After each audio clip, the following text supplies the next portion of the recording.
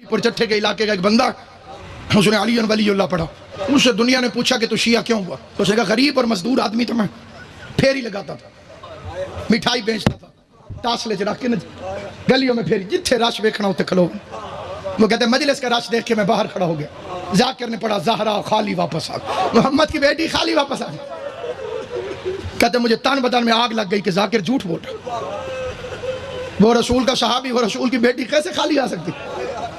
کہتے گھر میں نے قدم رکھا، سامنے روٹی ہے، اسے روٹی اٹھا کے کہتے میں نے پہلا لقمہ منہ میں رکھنے لگا، پتہ نہیں میرے دل میں کیا خیال آیا، کہیں گئی نہ ہو.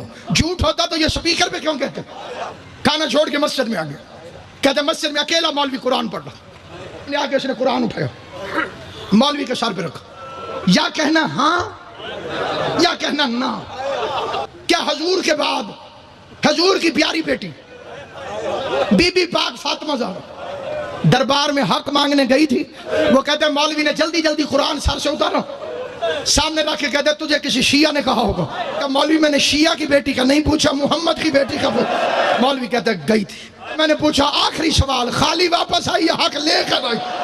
مولوی کہتے ہیں حق بندہ نہیں تھا. کہتے لمبا جواب نہ دے، میں نے تجھے کہا یا ہاں کہے یا نہ کہے. مولوی نے کہا خالی واپس آ گئی. رو کے کہتے اللہ کا قرآن گواہ ہے آج کے بعد میں شیعہ ہوں.